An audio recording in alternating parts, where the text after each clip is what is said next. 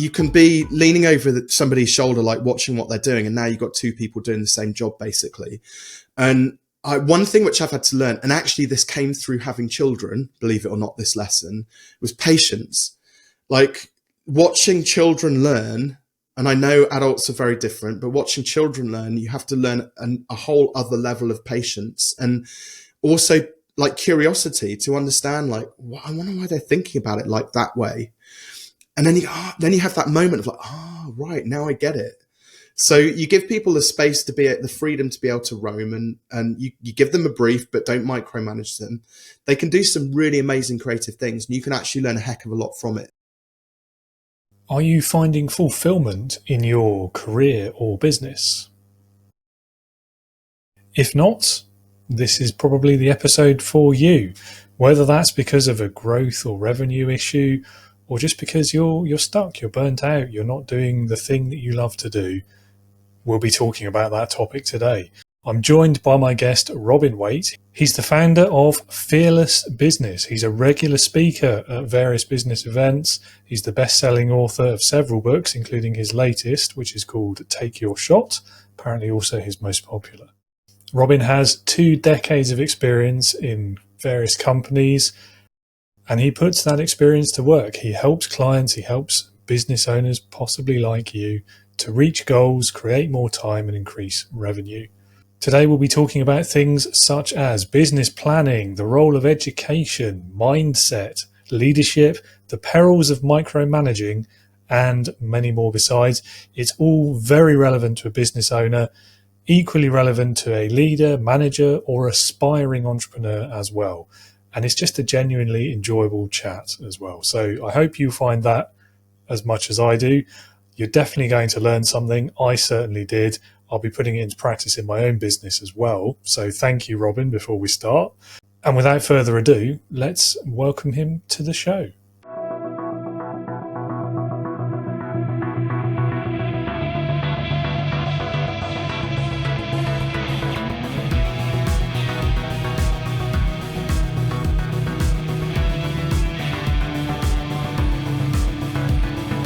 Welcome to the Leading with Integrity podcast. Leadership talk for the modern manager. With your host, David Hatch. Robin, welcome to Leading with Integrity. Great to have you on the show. Looking forward to this conversation because I know it's going to be interesting and energetic, no doubt. Yeah, absolutely. Well, thank you, David, for inviting me onto it. And likewise, been very excited to sit down and chat. Absolutely. Well, I'm standing up, but never mind. So best place to start, as I do every week, is over to you for a little bit, really. Tell the listeners or the viewers a bit about yourself, your business, your career so far, what you do and why you do it. Yeah, so I'll try and keep it relatively potted because, believe it or not, I've been in business for 20 plus years. I know it might not necessarily look like it, but I've got a few more grey hairs in my beard since I first started out. So I originally left uni and did a systems analysis job for several years for a medical company. Pretty much, I think during that time, learned everything that you shouldn't do in a business, because whilst the owner of the business was like amazing when it came to, he's a great person, brilliant when it came to product design, but literally just had no idea about how to run a business. And, you know, you're taking like $1.5 million revenue and not coming out with any profit. And I was like, I'm sure I could do a better job than that.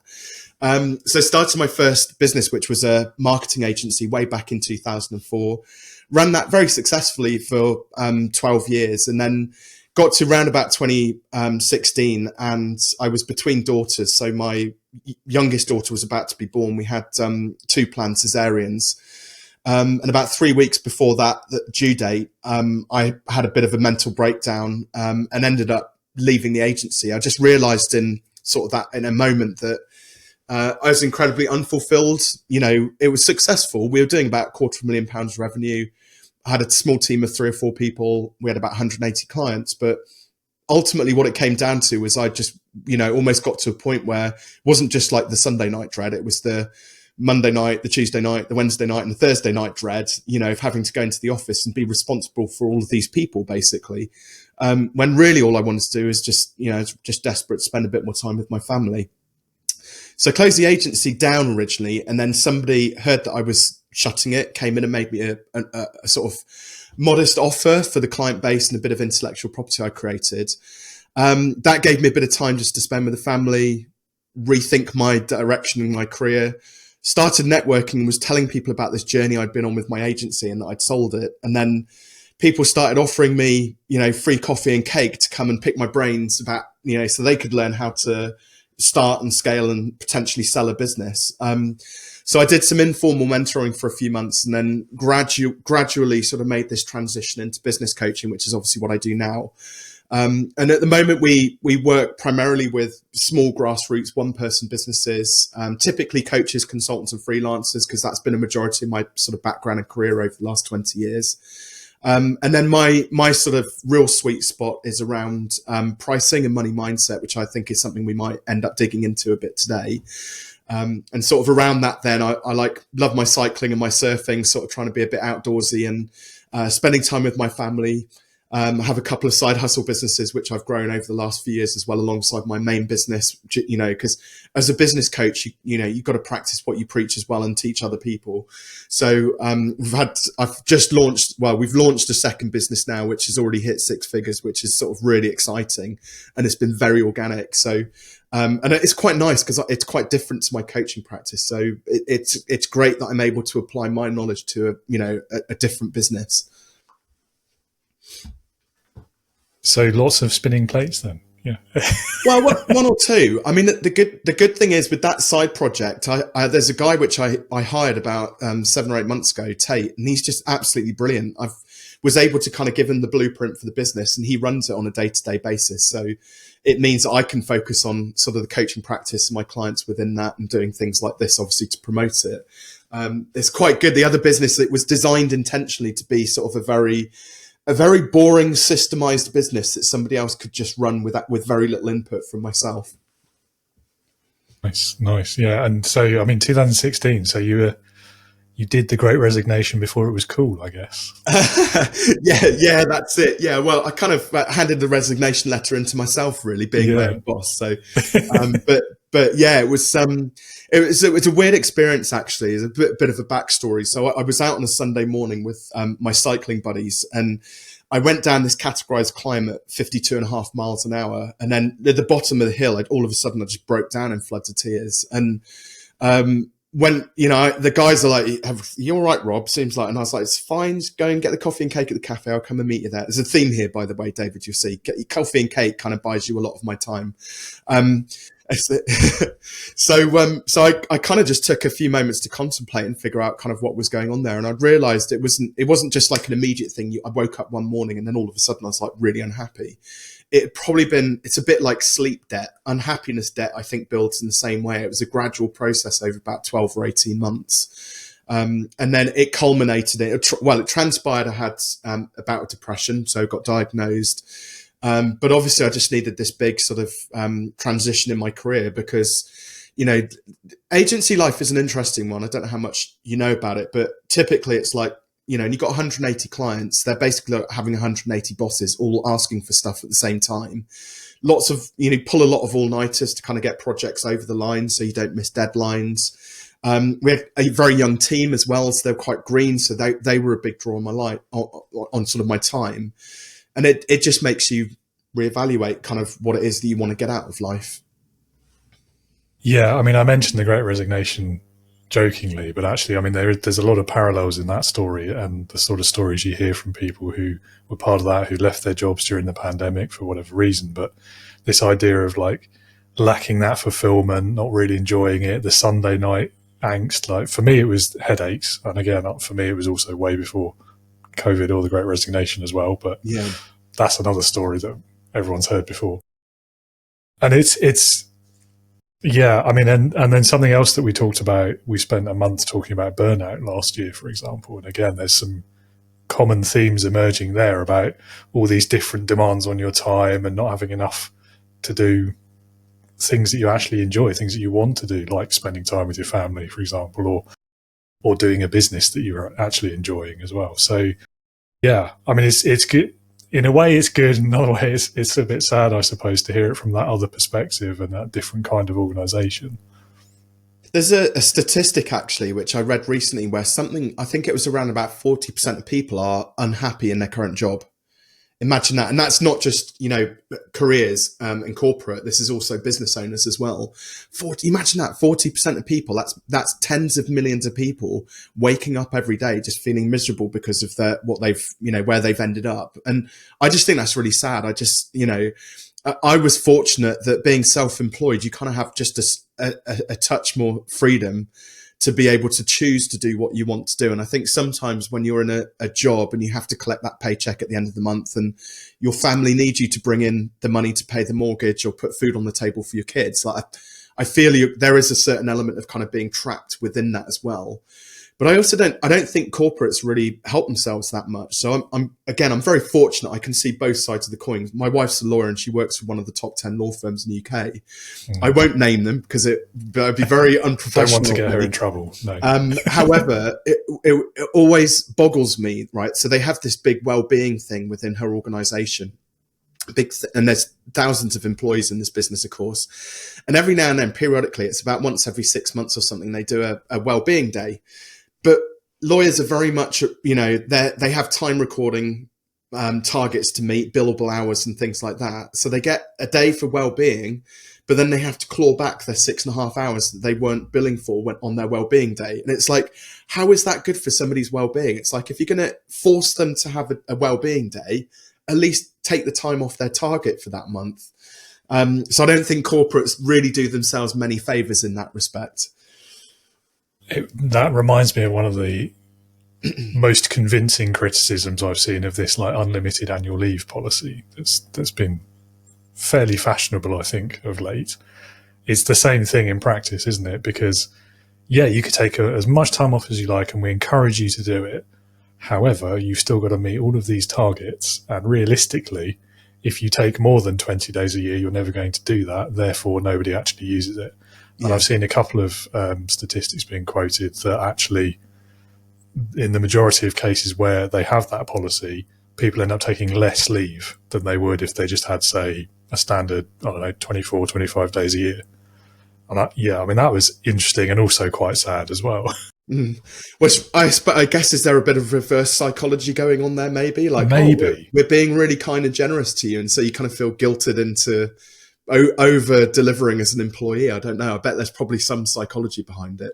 Yeah, or just like the assumption that they'll still be watching, and if you take too much, they're going to know, kind of thing. Yeah. I don't know. I'd love to know if there's differences between countries and what national culture plays a role in that as well. Well, interesting. So this isn't, I'm by no means an expert on this, but I keep up to sort of date with the news and things like that. But I think it's Sweden. Certainly one of the Scandinavian countries has now gone to a 4-day working week.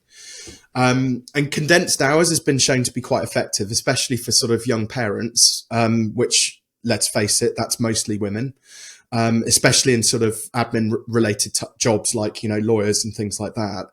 But they've proven that, people are as productive, if not even more productive, working 4 days a week. It's one of the things which I've kind of embraced into my own sort of small business now is that, I don't work Fridays as a rule. If I do come into my office and want to catch up on a few things, I give myself the flexibility of choice to be able to do that. But most of the time now, I've just got into the habit of enjoying that, a bit of guilt-free time off, going into, Cheltenham to go and get my hair cut, or there's a local spa where I'll go up and get a massage, or go up and have a quiet cup of coffee, and just write for the morning or something like that. And I think big businesses need to kind of learn something from that. A story. So I've got an anecdote actually. So when I first stepped into coaching, I was trying to decide on who it was that I wanted to work with. So experimented quite a bit with the types and size of clients I worked with. And one of my early clients was, funny enough, actually, it was a local law firm, but they had about 160 employees there. And they were losing somewhere in the region about 20 to 25% of their staff every year, obviously mostly solicitors. And they wanted me to come in and do a bit of coaching work with a team as a pilot program to try and figure out why they had such a dirge of people leaving their business, basically. The first thing that was I blew my mind. I asked the HR director if she knew how much it was costing them every time a solicitor left. She had no idea. So we did a quick sort of, beer mat calculation and worked out, partner time for training and a 2-year training contract and all of the other admin resources, overheads that were associated with that 2 years. And it came to close to £200,000 to replace each solicitor. Multiply that on the worst year by 40 people, and you can do the maths on that. It was a very expensive problem which they had. So when I went in to do the pilot program, one of the first exercises I invited the team to do, and it was split. There was about 13, 14 in total, 2 partners, nearly all female. One of the partners was male, but everybody else in the team was female. And they were split kind of down the middle with admin staff and then fee earning staff. So to give a bit of context. And I said, right, we're doing an exercise. I want you all to just write down and then we'll go around and share your goals. And I didn't elaborate on it. I kept it broad just to see where they would go with it. And of course, they all wrote down all of the business goals.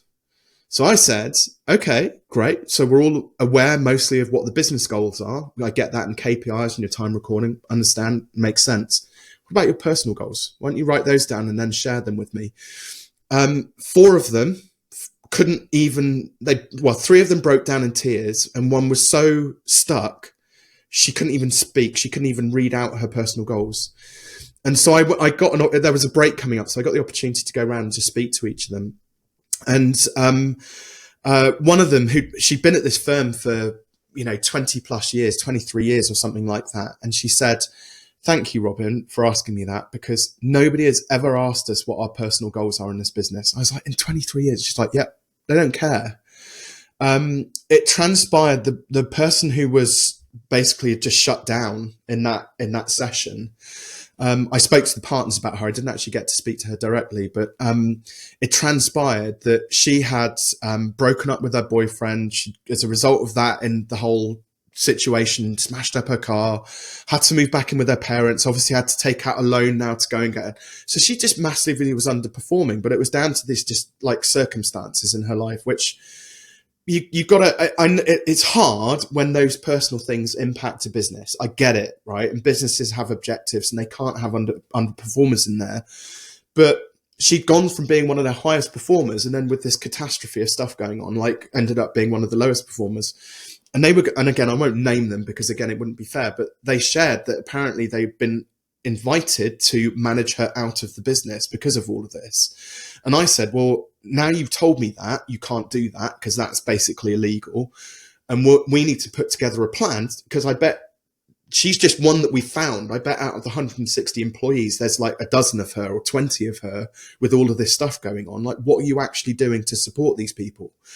And thankfully, kind of they intervened. She ended up becoming back to one of the top performers in the business. And so it went on. But I think sadly, a lot of bigger businesses, they get to a certain size and they forget that we're humans, like we're people, and we have good times, we have bad times, and we kind of need support through both, and encouragement through both. And there's a lot that businesses can do. Simple things like there's some amazing mentoring, therapy, and coaching subscriptions which you can get, so that when your team are going through tough times, for not a huge amount of money, you can give them a telephone number to call and they can get any support which they need. There's medical care, insurance, which isn't that expensive to have private healthcare. So that when you think about it, if you can help somebody feel better about themselves, get better if they've got a physical or emotional, or well-being issue, and they can get back to work sooner and be happier at work, ultimately they're going to be more productive. So this isn't a cost. This is an investment in your staff. And I think even more so, like it's a bit of a showing off a little bit, but I went to Dubai at the start of the year on business. So after we got through Christmas and New Year and stuff, and I did feel a bit guilty about it, but, and then coming back, I'd basically not worked in my business from the 18th of December all the way through to the 14th of January.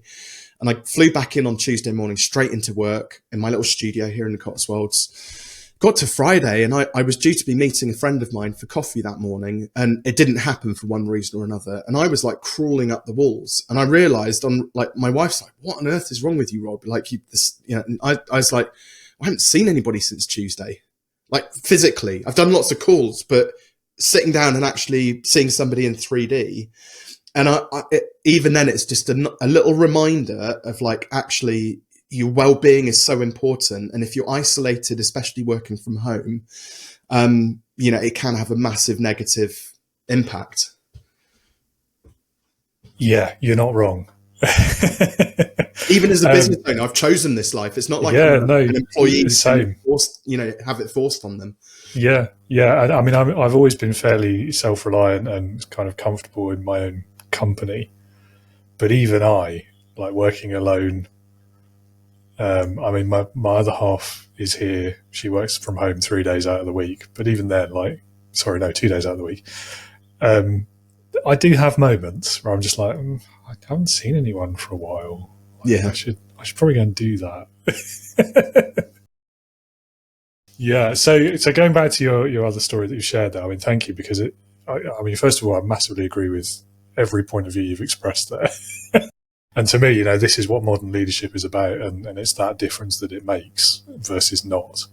I think the most powerful part of that story for me was what happened next after that issue was flagged, and the end of the story was she became one of their highest performers again. And that for me is the lesson that all of these companies should be taking from that kind of situation, because, and you're right, once they get to a certain size, I don't know if it's that they forget or if it's a more deliberate, maybe cynical decision that, well, we're big enough now that it doesn't matter. People are always going to want to work for us because we're perceived as important and big in the market. And so we don't really need to try that sort of thing. Or if maybe it's a bit of both. I don't know, but. Yeah, it could be. I mean, again, through my experience with the businesses which I've had the opportunity to work with, the bigger businesses, it's a theme which comes up quite often, is like, who do you hire? What skills do you hire for? Like, why do you hire them, etc. So there's all of those questions. And time again, people make the same observation that if you take 10 employees, generally you end up with 2 A players who are great. You end up with 6 B players who are kind of okay to moderate, and then 2 C players who you want to get rid of. And I do think there's a lot of corporates, again, who will cycle through people to find their A team. I mean, obviously you want the best people working within your business as well. But that does unfortunately lead longer term to there being, if you have a very high turnover of staff because of that, it can become a very toxic, workplace environment to work at. So yeah, you end up with a great workforce, very talented, getting great results, but they're all, again, miserable because all of their friends come and go, and that's it. Yeah, and I feel like there's not enough emphasis on what it is that's making those people A, B, or C players, because so often I think that's contextual. Maybe it's just not the right place for them. In which case, fine, there's nothing wrong with moving them on as long as you do it mutual breakup. I don't know, but with kindness, like help them find the next thing at least. Do something like that goes above and beyond. Yeah, and the other thing I was going to mention as well about the 4-day week, I love that idea. I can't quite bring myself to do it for myself in my own company by myself, but at an industry level, I mean, it's being talked about right now, I think, in government, isn't it? I saw a headline this morning, I think, about that being on the agenda. You're right. It's proven that it's more productive. And I think, thinking back to some of the jobs I've had in the past, and I'm sure everyone can identify with this, like, yeah, you were there for 5 days, 9 to 5. Are you spending all of that time being as productive as you possibly could? No. If you had one less day a week, would you work harder in those 4 and achieve the same results? I think you would. Of course you would. I mean, the scientific evidence is there, isn't it? You'd naturally be more motivated and energized because you've had a 3-day weekend potentially, or a break in the middle of the week or something like that. So you kind of, one interesting thing which I've noticed, and maybe this will incentivize some people to want to give their team a 4-day week. Since I've started taking Fridays off, that Friday is my opportunity to be creative. But what's really interesting for me is a lot of my most creative ideas since I've started doing that happen on the Saturday morning. So I've had that day where I've not been, having to intellectually just focus on coaching and doing podcast interviews and like the day-to-day stuff within the business. and I give myself just flexibility, freedom to roam a little bit and just have a bit of fun and just be kind to myself, all of a sudden the brain just sort of naturally comes alive and starts to solve problems without me really thinking about it. So it does prove, if you give people that extra time off, that they probably will bring more creative ideas back into the business. Absolutely. It's funny that, isn't it? Like, the more you think about a problem, the less likely you are to find the solution. Sometimes you just got to take a break, haven't you? Yeah, it's an interesting one. I'm curious though, David. I'm gonna have to probe you. So why do you feel you can't? What's stopping you from doing a 4-day week at the moment? I don't know. Like, a decade and a half of conditioning in workplaces, maybe. I don't know. So, I mean, having said that, I am a lot more forgiving of myself if I just need to take a morning off and do nothing. Yeah. I don't schedule it. I don't have a day every week where it always happens. But I don't punish myself or feel guilty if I just need 4 hours off or whatever. Yeah. Whereas in past jobs in earlier career, I mean, I never would have done that. I frequently worked ridiculous hours and was doing things at weekends and all sorts. And that was when it wasn't even my own business. So yeah, I mean, there's a work culture narrative emerging here, isn't there? Well, a little bit. You've kind of trained yourself into that 9 to 5 by the sounds of it. And it's just habit, isn't it? Yeah. Well, I think as well, you think since the Industrial Revolution, it's been a habit for all of the however many 6 generations that we've had since that age, or more possibly, I think. I can't remember what the maths are now. But the guilt-free time off for me, so it took me probably a good 2 to 3 years of practicing guilt-free time off. So your next challenge, David, if you're willing to accept it, would be to actually schedule a day in the next month or two where you do go and just do something really fun and nice for yourself. It will probably feel really uncomfortable, and it'll be fine now because you'll be like, yeah, Rob, I'll book it in, no problem. And then the closer and closer you get to it, and you'll have deadlines and think your to-do list will be, written out, and your emails will be dropping, and you think, oh, I got to really do with that day. And you'll get that tension starting to build up. But if you can follow, and I always say, encourage clients, especially when because this is one of our things, is when you're running a business, you want to, and the dream business is doubly income with half the clients, because then you have far less work to do, but what you do have is a bit more time to deliver better quality results and outcomes for those clients. But also in doing so, you get paid a bit more, so you have a bit more freedom. Hopefully it takes you less time overall to deliver it. So don't just book the time off, but actually book an activity in, something is going to take you that's one of the reasons I'll go and book a massage, because I'm locked in a quiet room for at least 60 or 90 minutes. I have to drive there, so I'll listen to an audiobook or do something. By the time I get there and I've had the massage, I kind of feel I really should make the most of this time as well before I go and pick the kids up from school. So I'll stop and have a non-alcoholic beer or a cup of coffee or something, and then, go and pick the kids up. So sometimes giving the day a bit of structure, so you kind of get a bit preoccupied, especially as a man. I think you need something to do, basically. And then get just push through that sort of tension and that resistance which you're experiencing, and just go, no, this is part of the process of me learning to enjoy this as guilt-free time off, and figure out what that looks like to you.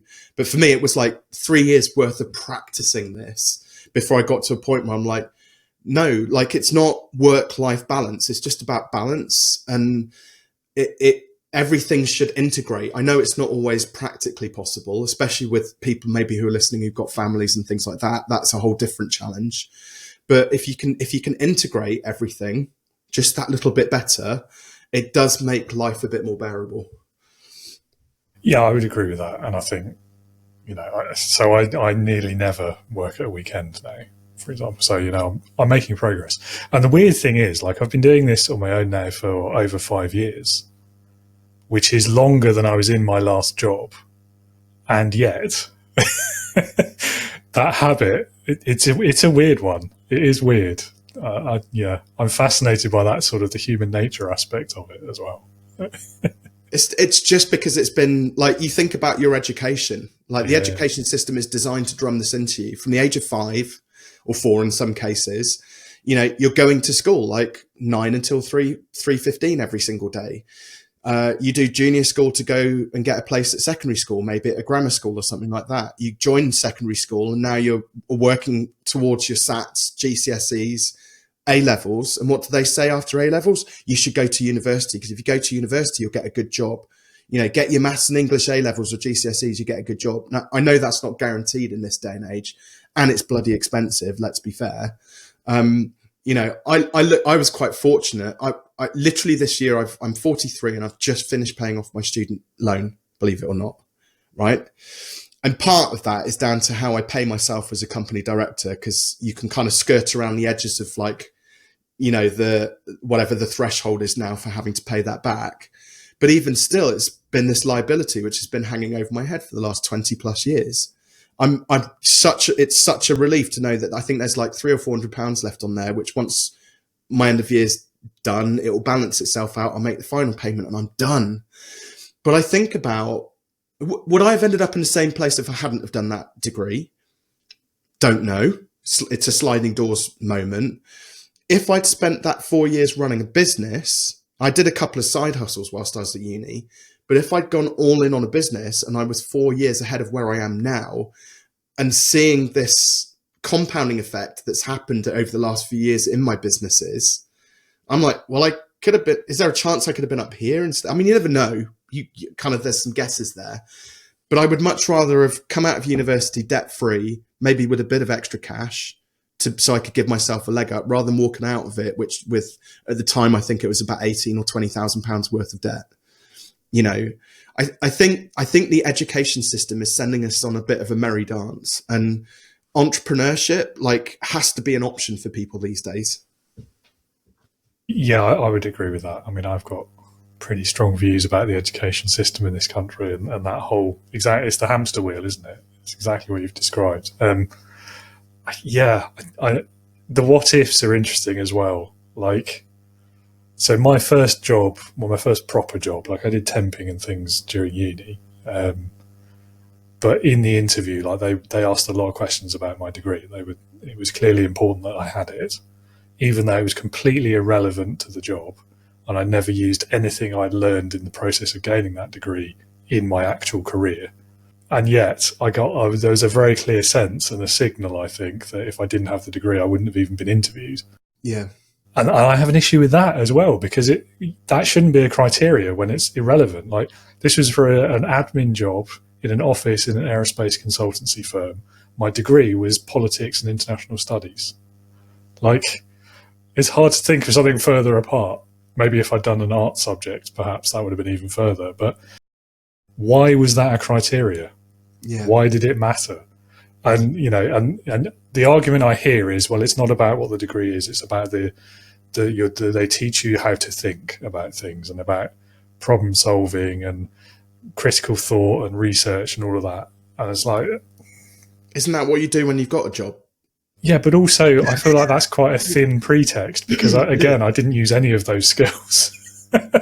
And arguably wasn't taught them at uni either, quite frankly, on the degree I did. But so a year or so ago, somebody came to me because they were kind of curious about, like, do they go, you know, down the career sort of route and get a job, or should they start up their own business? And I said, well, one, you could do both. There is a world where you can come do both, because a job at least gives you that financial security and that start jumping off point.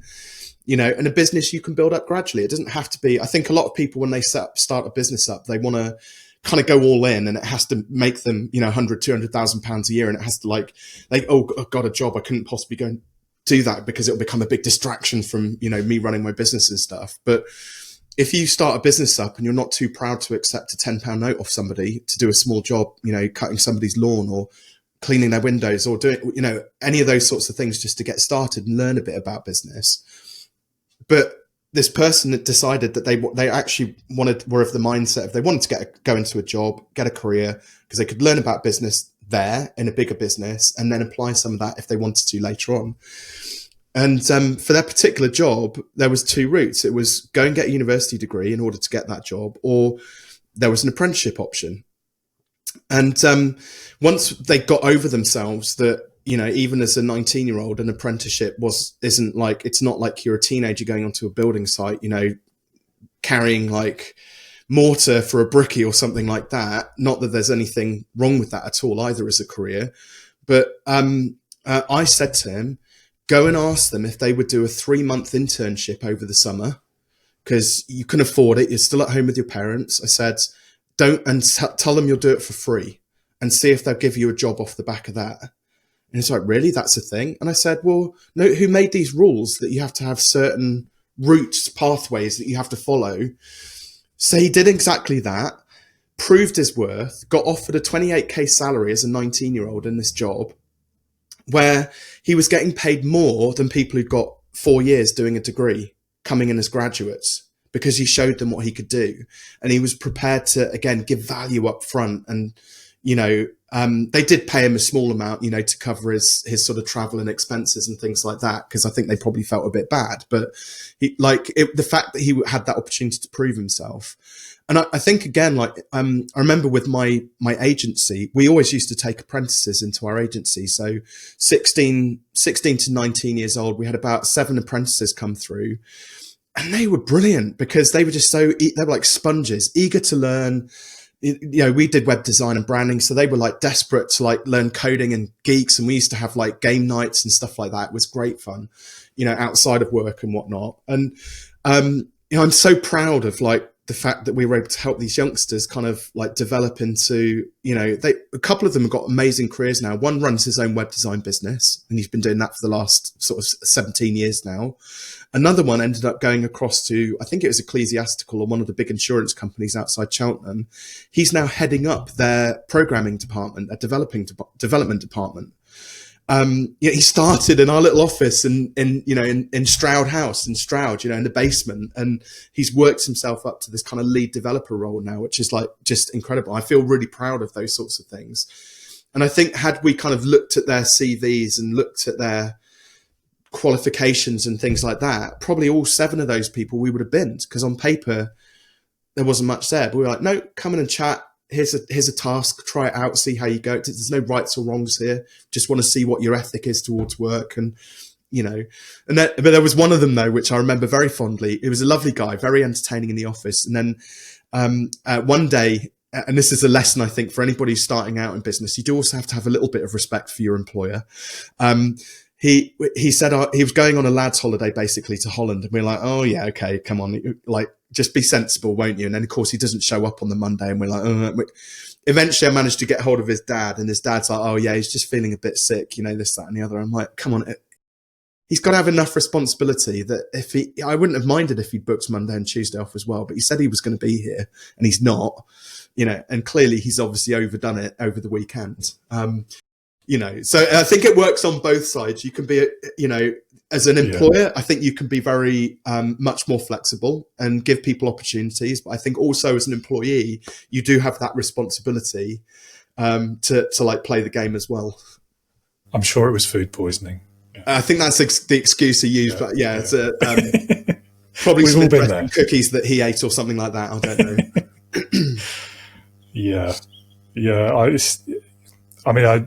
I agree with you. I think that, alternative routes, because that kind of formal education approach, it's not for everyone. It's kind of like leadership and business and having that sort of 9-to-5 job versus being more of an entrepreneur and doing your own thing. It's, each to their own, I guess. Yeah, that's it. I totally agree with you, but I don't think schools and the education system even think about that.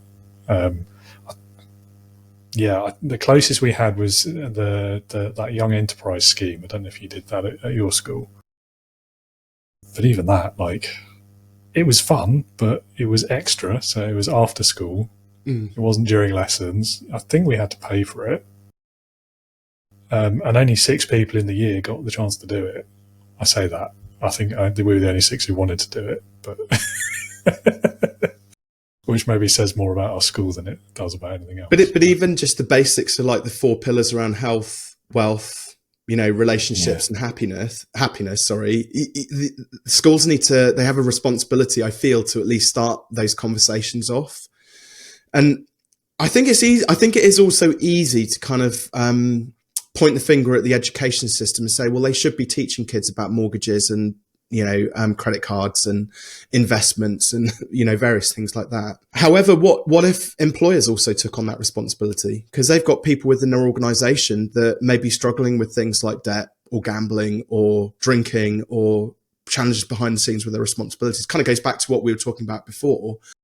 Maybe if an employer helped their staff to get better at managing their money, again, would that incentivize and motivate them to want to stick around? They'd certainly be happier, I would have thought. Yeah, and you don't even have to do it. 'Cause immediately in my head, there's the liability thing.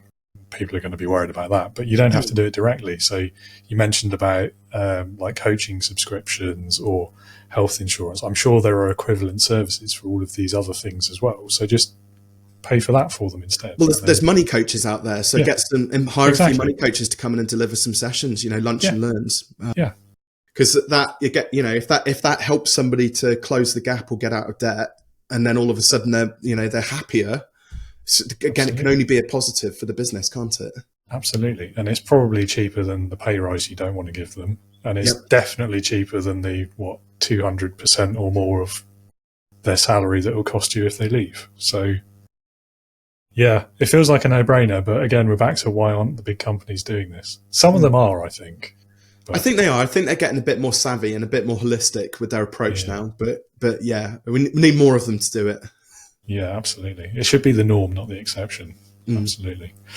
Well, we've not really got to any of the questions yet, but it's been an interesting conversation so far. I think we've probably covered quite a lot of the common mistakes that you see business owners making. I think we've covered that, at least in the big corporation setting, haven't we? There's a statistic going around, isn't there, that I think it's less than half of businesses will last 5 years. And there's a 30% one as well. I think that was 3 years, was it? Anyway, it's not a lot of companies in the UK anyway that will survive 5 years. The States have similar statistics. Why is it, do you think, that so many of them are failing? It's actually, there's always going to be a multitude of different reasons, but the main one which I see, especially in the small business sector, is around lack of planning. I do a very simple process when I first start working with a client. I've always done it with all the business that I've worked with. It's basically it's like a 20-point health check. So it's like having a conversation with your mother-in-law. 20 questions, just asking about the state of play with your business. And the first question on it is about business plan. So can you grade your business plan on a scale of 1 to 10? And I've had thousands of businesses now take that. And it's about 75.5% of those businesses rate their business plan 4 or below. So it's substandard. 26% of those businesses rate their business plan 1 out of 10, which basically means it's non-existent. And you're kind of, it's a bit, I liken it to business planning. It's a bit like punching in the sat nav, and then it reverse engineers the most optimal route to get to that end destination. A business plan, I think a lot of people get very, I don't know what the word is, but they confuse business plans with things like investment documents and slide deck like presentations where you have to do 50 squillion pages with pretty diagrams and graphs and profit and loss accounts, cash flow forecasts and all this sort of stuff. The business plan can be really simple. And within about 5 or 6 questions, you can pretty much decide whether the business model you've designed is economically going to stack up. So I'll keep the numbers like super simple, but the way this works the same for businesses doing like under VAT threshold all the way up to hundreds of millions of pounds worth of revenue each year. It's just exactly the same process. It's just on a different scale. So the first question I always ask is, what is your financial goal for your business for over 12 months? So most common one I get for small business owners is 100K. I'd love to earn £100,000 a year. Great. So that's question number 1 done. That's it. Sometimes people are like, oh, I don't really know. Well, you need to know, because it's not like you would just get in your car and just drive like randomly. You could end up anywhere if you didn't have like sat nav or maps these days. So yes, we want to know precisely where it is that we're heading. Second question then is, so when you sell your product or service, on average, how much are you going to sell it for? And then they're immediately like, they'll go, oh, well, it depends, because it depends on who I sell it to, and it depends on this, that, and I'm like, well, I said the keyword is on average for a start. The second thing is, where you're saying it depends, it means there's too many variables in your business. So you're doing too many things for too many different types of people. You want to strip away some of that complexity, take out some of the variables, and get really good at doing one thing really well for one specific audience.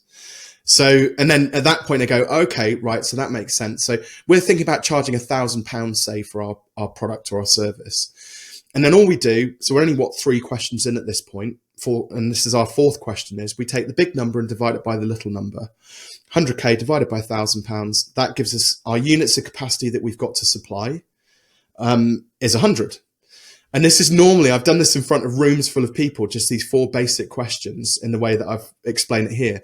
And people's eyes pop out, of their heads or through their glasses, because they're like, oh my God, 100 clients. Like, I can't deliver to 100 clients. I don't have the capacity to be able to do that. Because it's very common in the small business community that we base our capacity on like working 5 days a week, 9 to 5, so 160 hours a month. But as a small business owner, you have more responsibilities. It's not just about delivering that product or service. You've got to do marketing and sales and admin and finance and picking the kids up from school and dropping them off, making their lunches, and also taking sick leave and having holidays. So ultimately, most small businesses only ever have the capacity to work maybe 2 to 3 days a week max in terms of paid work. The rest is all like admin and life admin. So then we start, and what we're looking at here is just basic supply and demand economics. And so we're on the supply side. Well, okay, if we can't deliver 100 units, if we don't have 100 units capacity, 5th question, what would be a realistic amount of capacity? How many clients could you work with this year? And they might say something like, well, 20 would be realistic. Okay, so question number 6, take the big number now, divide it by 20. And we end up with our product needs to be selling on average for 5k, not 1k. Again, eyes pop out of their heads because like, oh my God, I can never sell it for 5k. Who's going to buy it at 5k? Nobody will ever buy that. But all of a sudden, you need far fewer clients at 5k. There's 8 billion plus people on this planet. If you can't find 20 clients in a year to spend £5,000, we're doing something wrong. So let's design a product now that has like enough value for 5k. And the nice thing is as well, like when you put the price, I don't just recommend 5x in the price and doing nothing different. You've got extra resources available to you then to be able to stack a load of extra value in, which subsequently then gets better results for your clients. So it makes you more referable and there's more money on the back end. So putting your prices up is actually one of the best business decisions you can ever make. For most business owners, though, it's the scariest. They think that all of their clients are going to run for the hills, and it just doesn't work like that. So supply side, right, 20 clients, 5k each, 100 grand. And then we can then shift gears over to the demand side of things. How do we stimulate enough demand to sell 20 clients? And there's some very basic metrics which came out of, there was a white paper, it started out as a white paper many years ago with Google called 0 Moments of Truth. And ZMOT, they break down like with all of their gazillion bits of data at Google, they worked out like how long somebody needed to engage with your brand before they made a buying decision. And it's now this amazing like online learning portal. There's just so much information in there. But one of the headlines which I took out of it was that traditionally for a service client business, which is kind of where my expertise is now, these small one-person business owners building websites or doing coaching or bits of consulting. To get a client, you need to traditionally, it's about a 1 in 5 conversion rate. So you have to do 5 sales meetings, consultations in order to get that one client in. So now we can start to reverse engineer out demand. So we've got 20 clients we need, 1 in 5 conversion rate. So over the course of next year, we have to have 100 sales meetings or consultations. That's only 2 a week. It's two conversations a week. That's all it is. And then typically in order to get somebody booked into a sales meeting, you probably need to have conversations with 7 to 10 people who are kind of interested. So we're talking about to get those 100 consultations booked, maybe starting 700 conversations. And that could be, and that's very broad, right? So we're talking like somebody sees you put something on LinkedIn and they go, oh, David, that post you did about leadership, that's really interesting. Tell me more. And then you get into a conversation on LinkedIn and then maybe take it offline or offline virtual coffee, or you actually go for a real coffee. Imagine that. So it's like very simple, like high level conversations. That's all it is. And then we make the invitation to pull them into a consultation. So that's it. That's your 1-page business plan right there for like marketing, sales, and like fulfillment. And just so few business owners just go through that very simple thought process to design their business model. A couple of other things which kind of happen within that as well is like, especially with pricing. For me, like I've got very fixated on pricing over the last few years because you can make a pricing decision and 30 days later, you can see the results of that decision in your profit and loss account. There are very few other business decisions you can make that have such an immediate impact.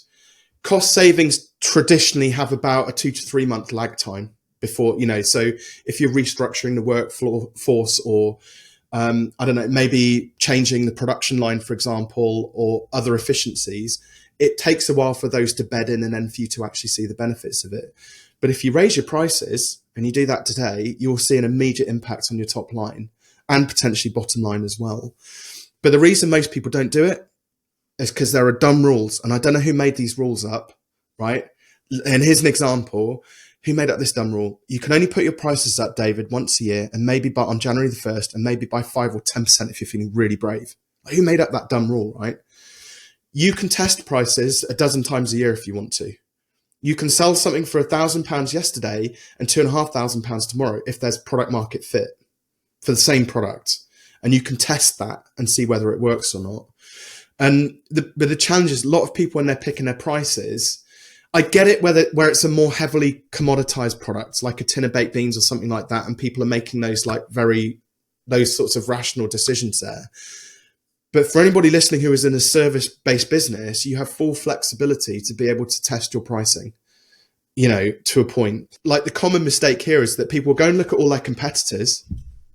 And it's like, Paul's looking at Davina's price, Davina's looking at Julia's price, Julia's looking at Dave's price, Dave's looking back at Paul's price. Now, which one of those four is an expert in pricing?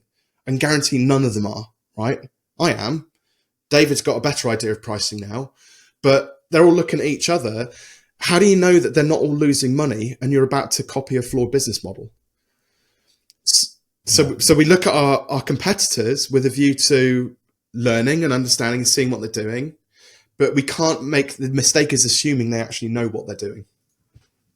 Yeah, and also, I mean, particularly with the sort of the one-person service-based approach, I mean, the odds of it being that you're comparing apples and apples versus apples and oranges are pretty slim, I would have thought, unless you're all just copying each other on everything, not just price. Yeah, very much so. But you also don't know that like somebody's got a big office and an expensive car and things like that, and that's why they're maybe a bit more expensive. Or somebody's working out their back room, they've got no overheads because they've not invested in software or team or anything like that, and so that's why their prices are very low. So you've got to decide on kind of where you fit into the market and price accordingly. Price for profitability. It's remarkable how many businesses, and this is why. So the statistic is that 5% of businesses last until year 10. Okay, 10 years is a long time. I've run 2 businesses now, one for 12 years. I'm in my 9th year now with the coaching practice. I can't see myself doing anything different. So hopefully I brought the average up now with my 2 businesses and my now 3rd business as well. So I can see why businesses, we can already see why businesses don't last because, if you're not pricing for profitability and you've got no rainy day funds, and then all of a sudden an economic downturn happens, a Liz Truss jumps into power and kind of screws up the economy, whatever it might be, there's no buffer to get through that storm, weather the storm. So I'm very much about like, how can we create positive cash flow cycles in the business? That is so important. So taking something as simple as like, a consulting gig that is a 6-month consulting gig and you're going to charge, £3,000 for it. The traditional thing that most consultants would do at this point is take 3K, divide it by 6 and charge $500 a month for that. And the challenge with that though is even big businesses will treat that like a Netflix subscription. Because what they think they're buying is your time. They think they're buying your access for a month at a time, but for 6 months. And so things are really good, so they don't need your help anymore. So David, they say, goodbye, we don't need your help anymore. And we're on month 4 thinking, crikey, what am I going to do for the next 2 months? Or maybe they are making some cutbacks. Times have been hard, and consultants traditionally are the first ones to go. So now goodbye. We say goodbye to David because he's, month 4 in, because we don't need him for the other 2 months. We can't afford it. So what I encourage people to do is to sort of productize that.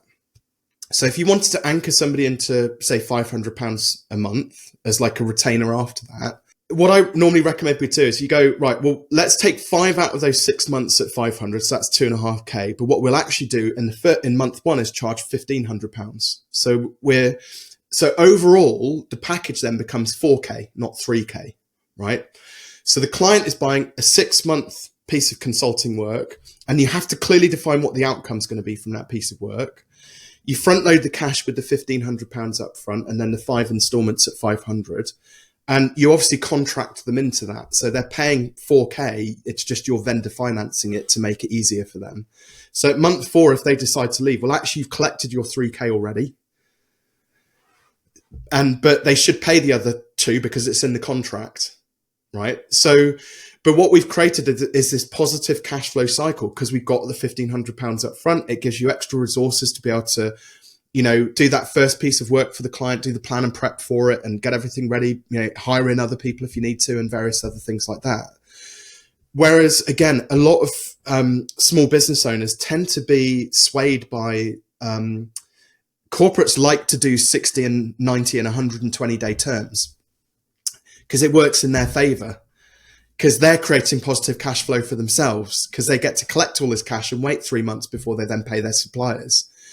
But as the supplier, it's down to you to choose your own terms, and it's down to you. If you want to play the game and wait 120 days, that's entirely a choice. But you can also, and I work with a lot of consultants, and I'm always like, first thing to do is go and renegotiate terms, because guaranteed there is a pot of cash there where they can pay up front for something, so positive cash flow, but also we can, get 7 and 14-day terms negotiated as well. That is feasible, and a lot of corporates are now working with their consultants, if they're good, around their own personal terms. And the next thing then as well is like, this is my final point, actually, I'll say on sort of pricing and cash flow and things like that. You'll hear a lot of business owners, big and small, saying we have a cash flow problem, right? They don't. It's a lie, right? Because the money's flowing in, it's flowing straight back out again. So they don't have a cash flow problem. In fact, the cash is flowing really well, right? They've got 2 other problems. One is a making more money problem, and the second one is keeping that money problem. So we educate business owners, big and small, raise your prices, create positive cash flow cycles, so we're bringing more money in up front. But then on the back end, let's not just get like really excited because we've got 20 grand sat in the bank. We've got to go and spend it all because that's investing in our business, which you hear a lot of gurus and experts talk about. And I get it, you do need to invest some of that back into the business, but smart investment is also keeping 10K out of that 20K for a rainy day. And big and small businesses alike need to be really disciplined to make that happen, to get to a point where you've got maybe 3 to 6 months worth of your expenses, your salary and your operating overhead stored away in a wise bank account, earning you 4.2% interest, safe investment, right? So that if something happens to you, you've got that to fall back on, worst case scenario. Or if you get more money built up in that rainy day fund, you can then start to make some shrewd investments, maybe starting to think about sponsoring some events or getting a book authored. So, which is a big investment in its own right. So you've got a marketing asset that you can sort of hand out to people, or hire a PR agency that's going to get you speaking gigs so you can get more work from it. So these are very sensible investments to then make in your business. Yeah, well, I've learned loads in that. So thank you. It's completely changed my perspective on pricing. We might have to have another conversation. I mean, it's an interesting one. So, I mean, the small business versus big business dynamic is something, I know I've struggled with in my current business as well. And there is this thing, like almost the terms don't matter some of the time because they won't pay you on time anyway. Especially if they know you're a lot smaller than they are. There's plenty there to learn. Like, I could have another hour on that and be quite happy. Well, maybe I'll come back and do a second episode when I'm not full of cold, and then we can have a chat about that. But was going to share an example actually of this. So there was I've got a leadership development coach actually in my cohort, a guy called Tom. He started out life doing sort of very typical sort of hourly rate, day rate type consulting work, coaching and training within organizations. And the reason he came to me was just because he was just so fed up of, like, it felt like a grind. It was constantly like sell, deliver, sell, deliver, sell, deliver. And the money it was good, but it was like a grind basically. And then, so we went through the program and we raised his rates and we started to sort of focus on, it's called productizing services, where you kind of build packages basically for your offer and then price accordingly to that. And recently I got a sort of an SOS message in a WhatsApp saying, Rob, I've got this really big meeting coming up and I don't know how to like quote for it. Like, can you help? So we jumped on just a very short 10-minute turbo call and chatting to Tom about sort of, essentially what they wanted to do was to do a whole sort of culture change over a period of 3 months within the organization. So it was a big piece of work and it needed not just him, but associate coaches to come in and facilitate it. And I said, well, what are they hoping to achieve from this? Have you done what I recommended you do, and quiz them on their numbers and what outcomes they want, KPIs and actual, like, let's speak money here and get really specific about it. He said, yeah, absolutely. He said, well, probably what they're looking at is about £1.5 million in savings through, Wellbeing, getting people back into the workplace. I was like, great. Would 10% of that be fair to invest in this project then? And he kind of silenced for a little bit on the phone. And he went, yeah, I think it would actually. Yeah. So I said, there's your price at 150K. And I silence again because he heard the big number. This is where a lot of consultants and coaches really struggle, because these big numbers can be quite scary, life-changing sums of money as well.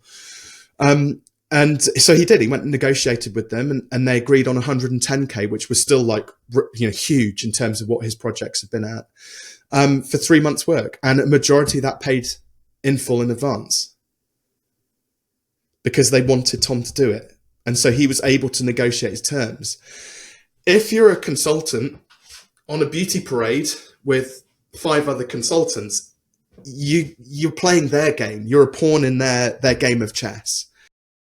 If a business comes to you and they want you, you have the driving seat. And that's where, again, there are ways to kind of, again, we probably don't have time to go into it today, but there are ways to engineer, lead a conversation with authority so that you can swing the odds in your favor when it comes to kind of negotiating that.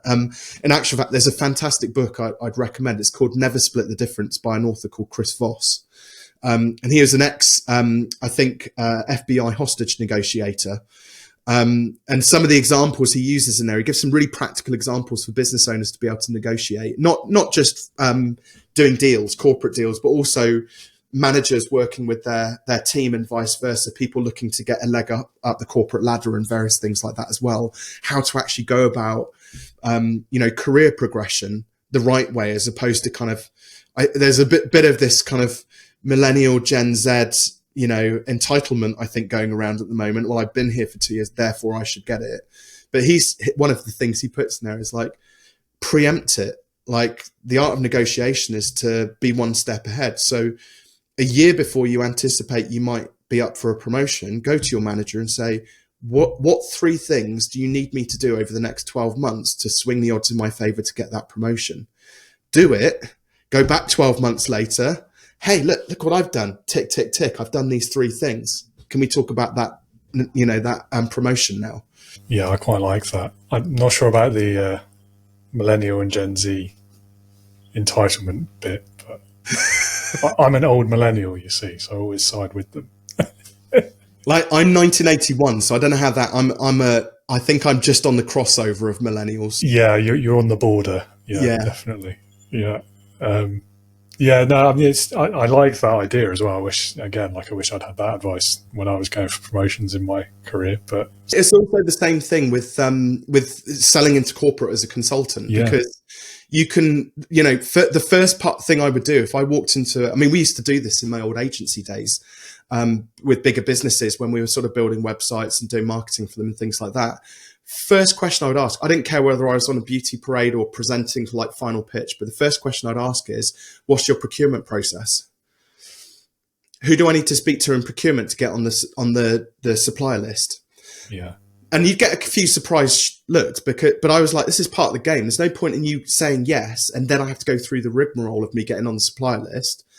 But if I can get on the supplier list, I've just hedged my bets, because then when they go back and check whether I'm on the supplier list, I'm already on there. So it was the first question I always asked, and that got us a couple of gigs as well. And again, with there's I forget which book it was, but there was this story about a training company that Microsoft basically were like, they really wanted Microsoft as their main sort of client for this sending people into this training workshop, which they ran. But every year, Microsoft only ever sent like 10 delegates. And I wish I could remember who the company was that sold it. Every year they sent 10 delegates. So in the end, this person just ended up phoning up their procurement hotline basically and said, I've noticed that you only ever send 10 people to our workshop. Why is that?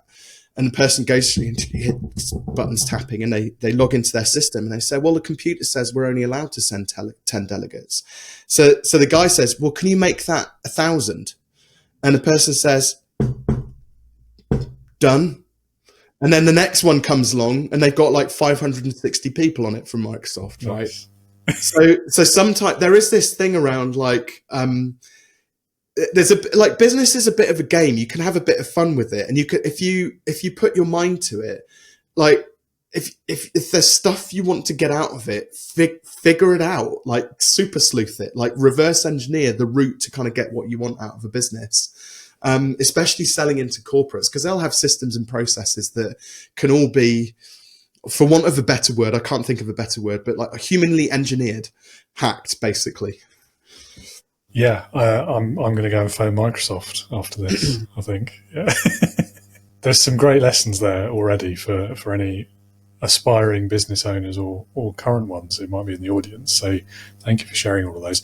I feel like we should talk a bit more about leadership, though, before we run out of time. So I'm going to ask you then, what would you say is the biggest leadership lesson that you've learned from your career? For me, managing other people, I mean, I know I've never... the most amount of people I've probably managed at any one particular point in time was 6. Still counts. But within, I mean, I suppose as well, within my community now, we've got 175 business owners. So I am a leader within that large community as well. The lesson I've learned is just not to micromanage people. You can be leaning over somebody's shoulder, like watching what they're doing. And now you've got 2 people doing the same job, basically. And one thing which I've had to learn, and actually this came through having children, believe it or not, this lesson, was patience. Like watching children learn, and I know adults are very different, but watching children learn, you have to learn a whole other level of patience, and also like curiosity to understand, like, I wonder why they're thinking about it like that way. And then you have that moment of like, right, now I get it. So you give people the space to be, the freedom to be able to roam, and you give them a brief, but don't micromanage them. They can do some really amazing creative things, and you can actually learn a heck of a lot from it. So I still get that urge when somebody's like doing something that's not quite, I'm like, still want to kind of like, go in there and like, but I'm like, no, let's just, let them see what they can do. But I get a lot of anxiety now though, when because there are people who need to be micromanaged to be productive. They need to be told what to do. And I find that even more frustrating now, because I've learnt to like stop doing that. Just use your initiative, go and do it. And that's like, so it's both sides to that coin. But yeah, that's probably the biggest difference for me. And same with clients as well. Now this is as a service provider myself, as a coach. Recognizing that I'm working with adults and that they have their own responsibilities, and that if they choose to do something or not to do something, I can't make their problems my problems. And again, just a really simple example. So I'm speaking at an event in June. There's a cohort of people coming up. I've got a lot on my plate. So one of my team said, "Oh, listen, I'll sort out accommodation for some of the people coming up." I was like, fine, great. That's it. But I can see them managing it in the WhatsApp chat. And again, I'm like, it's not quite how I would do it. But I'm like, but I keep reminding myself, no, they're grown-ups. They can sort out their own accommodation. That's not my responsibility. My responsibility is to get my talk ready, get myself to Newcastle, deliver that, do a great job of delivering that talk, not to like be host to these, my clients. They are my clients. I have to recognize that, but they're also grown-ups. I think there's businesses need to kind of just trust their people a heck of a lot more. Absolutely would agree with that. And I know what you mean from both sides of that micromanaging thing as well. And I think it's one of the bigger challenges, especially for people who are new to leadership, new to management, is accepting that just because they're not doing it the way I would do it doesn't mean they're doing it wrong. Yeah. But once you get over that hump, wow, I mean, your life will be completely changed. Well, that's it. And I've got the second business, which I mentioned, Tate, who I trained him up in that in 2 weeks. I documented everything, how I was doing it. And I said, here you go, here's all the videos. We met up regularly. He learned the whole process within 2 weeks and just ran with it. But now we're talking like 6-7 months on. I get such a kick out of working with him because every time we meet up, he's like, oh, Rob, I've tried this, or I've got this new idea about that, or should we do this in the next month? And it's and he's only 24, and it's so wonderful to see him kind of leaning into that process now. But it's purely because I've given him full autonomy to run the business, and that responsibility, I think, like draws out extra creativity out of people. Definitely, yeah, and they feel invested in it as well, which I think really helps too. That's it. Yeah, love that. Timing wise, we've got time maybe two more questions. Two more questions. Yeah. 2 more questions. Now I have to choose one or two. I'm going to ask this one because it's always got an interesting answer. I mean, nearly always. You might buck the trend, but I'm sure you won't. What would you say has been, during your career so far, your best experience of being led? Oh, great question. That's a really great question. So I had one of my coaching mentors. So I was a very introverted, like web designer, and loved nothing more than to kind of hide behind my computer way back when, and before I had family and stuff. When I stepped into coaching, there is this expectation that you have to show up in a different way. So you have to get onto podcasts, you have to speak on the stage, you have to do YouTube videos and stuff like that, all very like extroverted type activities. So I had to learn my way through all of that. One of my mentors, though, a guy called Nick, he ran a coaching, or was part of a coaching practice. It was bigger than a practice, really, big coaching organization. And he kind of had this monkey see, monkey do approach. So he took me out without telling me this is what was happening. He just said, oh, Rob, meet me here on this particular date. And, I'd done a bit of training with him anyway. Just going to go and show you a few things. I was like, okay, yeah, fine. And so we walk in together, and then 5 minutes away from the place, he's like, right, we're going into a sales meeting. I'm going to show you how to sell coaching. Right. Okay. And he did this twice to me. And then the third time, we're 5 minutes away, and he said, right, you see me do it twice now, Robin, it's your turn. You're going to do it. And I'm like, what? And he let me just run with it. And he taught me his 6-step sales process, and he showed me how to handle objections. And after those first 2, he sort of talked through the objections and whether he thought it went well or not and things like that, and asked me for my feedback on it. So I did the first 2, and it was really interesting. He then, the fifth one, he wanted me to observe somebody else doing the similar process. And I remember we walked in, it was, this person was incredibly confident, and I'm going to give the game away. I didn't want to. It's not about genders or anything like that. Although I've made it about that now. But she walks in very confident. She does a great job of the sales pitch. Everything's going swimmingly. And then what happened was the CEO of that company walked all 3 of us to the elevator and then down the lift and out to the front door of the building.